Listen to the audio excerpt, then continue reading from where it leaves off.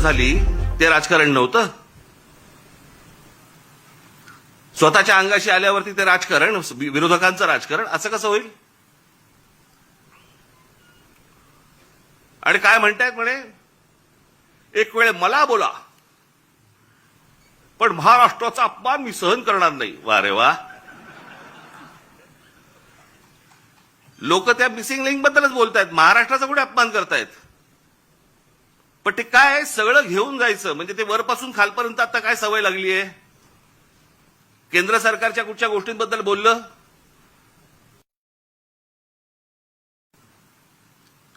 आता केंद्र सरकारची कामं आहेत ती, त्याच्यात देशाचा काय संबंध? आता मिसिंग लिंक बद्दल बोललं तर याच्यात महाराष्ट्राचा अपमान कुठे आला? लोकांनी प्रश्नही नाही विचारायचे. काय झालंय ते, इतके दिवस जे मोबाईल फोनवरनं विरोधकांना जे करत होते ना, शिव्या घाल, वाटेल ते बोल, हे जे सगळे त्यांच्या ठेवलेल्या टीम्स आहेत ना, हे जे सगळं सुरू होतं ना ते आता अंगलट आलंय. आता ह्यांच्या दामदुपटीने ह्यांच्या अंगावरती येत आहे आणि त्याच्यामुळे लागले आता त्रास व्हायला लागला त्याचा. आपणच सुरू केल्यात त्या गोष्टी. गेल्या 10-12 वर्षातच या सगळ्या गोष्टी मोठ्या प्रमाणावरती सुरू झाल्या. विरोधकांना वाटेल ते बोलणं, विरोधकांना शिव्या घालणं, वाईट साईट लिहिणं, तुम्ही बसवलेल्या टीमकडनं सुरू झाल्या आणि तुमच्या अंगावरती येत आहे महाराष्ट्राचा अपमान. राम मंदिराच्या चोरीबद्दल बोललो की म्हणे धर्माचा अपमान. अरे चोरी आहे ना ती, ह्याचा धर्म कुठे आला?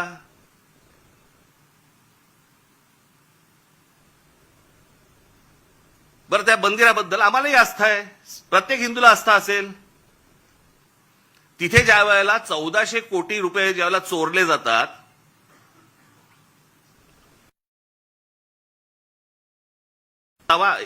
यांच्या समोर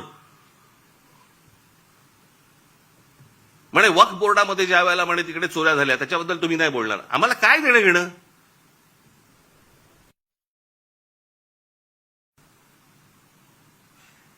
राम मंदिरामध्ये लोकांनी जे दानपेटीमध्ये टाकलं, जे श्रद्धेने त्या मंदिरासाठी दिलं, त्याची जर समजा चोरी होत असेल तर ह्याच्याबद्दल बोलणार नाही, बोलायचं नाही.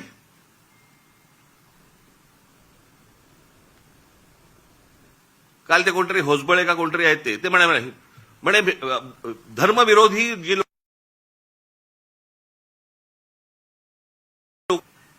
हा देश काय धर्मविरोधी आहे? तुमच्याकडे राम मंदिरा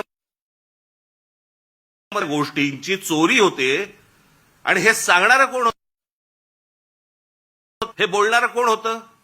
भारतीय जनता पक्षाचा खासदारच पहिलं बोलला की राम मंदिरात चोरी झाली म्हणून. आम्ही बोललो? हा देश बोलला? इतर राजकीय पक्षाचे कोणी लोक होते ट्रस्टी म्हणून, तिथे ट्रस्टी कोण आहेत? 15 ट्रस्टी आहेत तिकडे. 15 ट्रस्टीपैकी त्यातले जवळपास 12 हे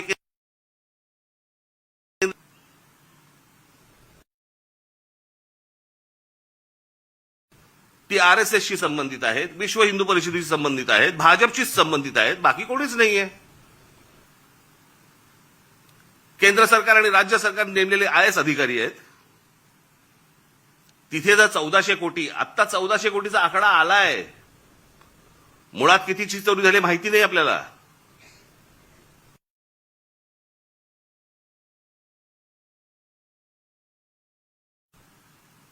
चोरी झाल्यावरती समजा असं पकडा, आत्ता दुसऱ्यांचं कोणातरी सरकार असतं, चोरी झाली असती, भारतीय जनता पक्षाने काय केलं असतं, आरएसएसने काय केलं असतं, विश्व हिंदू परिषदेने काय केलं असतं? मोर्चे काढले असते, सगळ्या गोष्टी केल्या असत्या. त्याच्यात नाही राजकारण केलं की त्याच्यामध्ये राजकारण आणू नका म्हणे.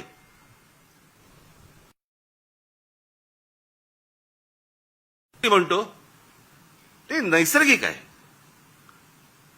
ती गोष्ट नैसर्गिक आहे, त्याच्यामध्ये राजकारण आणू नका, हे लक्षात ठेवा. हे तुम्ही काय अमरपट्टा घेऊन आलेला नाही आहात. उद्या तुम्ही विरोधी पक्षात जाल आणि ज्यावेळेला अशा काही घटना घडतील तेव्हा तुम्ही राजकारण करू नका. तेव्हाही सांगा लोकांना की नाही नाही नैसर्गिक आहे.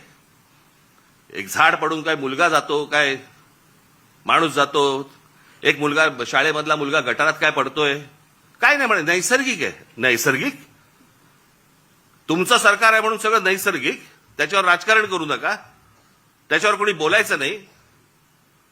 दुसऱ्या पक्षांची सरकार असली की हे यांचं राजकारण सुरू करणार, हा कुठचा प्रकार?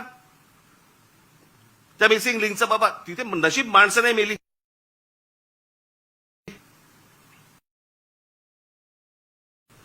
गंमत बघा, त्या मागे 2005 ला मुंबईमध्ये आला होता ना फ्लड, ते सगळं पाणी वगैरे तुंबलं होतं. 1000 मिलीमीटर पाऊस पडला होता. 1000 मिलीमीटर. काही 2-3 तासाच्या अंतरात त्याला मुंबईची ही हालत झाली होती. आणि आता 300-350 मिलीमीटर पाऊस पडलाय. मुंबई तशीच तुंबलेलीच आहे.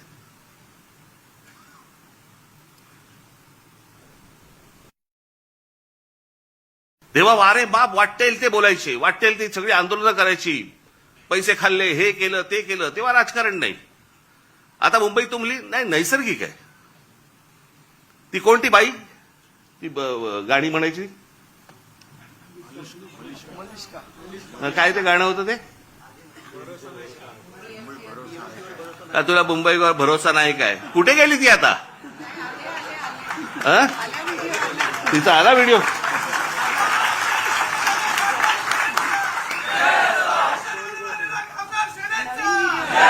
नवीन व्हिडिओ आहे का? जुनाच टाकलाय?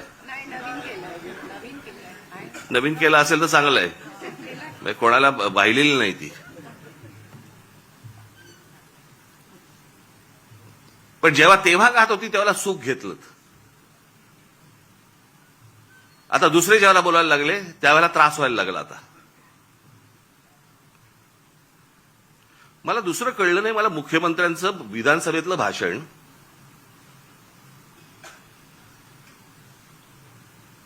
की या मिसिंग लिंक प्रकरण हे उत्तम दर्जाचं ते काय काय कन्स्ट्रक्शन आहे वगैरे वगैरे सगळं झालं, आणि ह्याचं जर समजा कोणी राजकारण करत असेल आम्ही बघून घेऊ त्याला. मुख्यमंत्री आहेस ना तू, बघून घेऊ. बरं झालं ते झालं. पुढे वाक्य संपल्या हिंदीतून सुरू झाले. मिसिंग लिंक के बारे में अगर कोई राजनीति करे, कोणासाठी हिंदी बोललात? समोरचे आमदार मराठी, महाराष्ट्राच्या विधानसभेमध्ये आमचा मुख्यमंत्री महाराष्ट्राचा मुख्य होतं. कदाचित आपल्याच पक्षातल्या वरच्या लोकांना सांगायचं असेल बघून घेईन.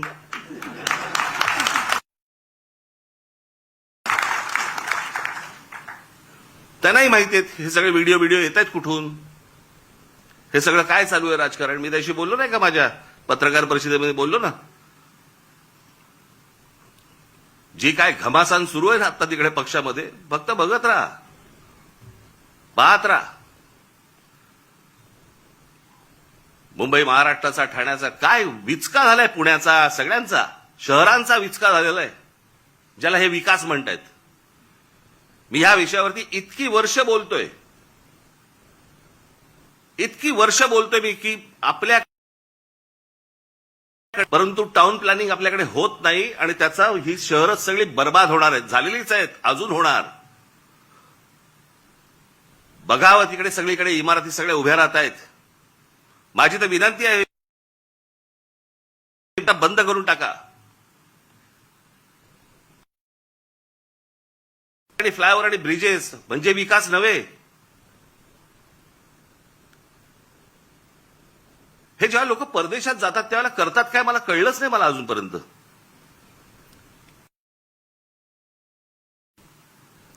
मी 2014 साली याच्यावरती एक डॉक्युमेंटरी केली होती. मी 16 मिनिटाची डॉक्युमेंटरी आहे, आज युट्यूबवरती आहे, जाऊन बघा.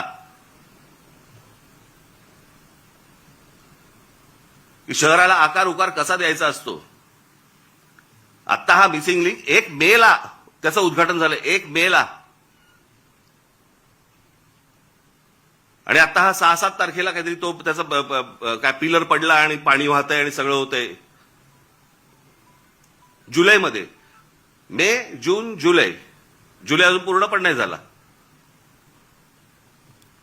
60-65 दिवसामध्ये तुमचा नवीन बांधलेला टनेल गळायला लागतो, पिलर पडतात. आणि काहीतरी त्यांनी सांगितलं, काहीतरी मी कुठे काय आणले करते ते तुला दिलं होतं मी लिहायला. कॅनडामधनं आम्ही त्याचा रिसर्च केलाय आणि मग त्यांनी त्यांचं डिझाईन केलंय. मग इंडोनेशियामधनं आम्ही पाईप हे आणलेत, मग जर्मनीमधनं हे केलंय, अजून काहीतरी केलंय. आणि मग भारतीय कॉन्ट्रॅक्टरने तो टनेल बनवलाय.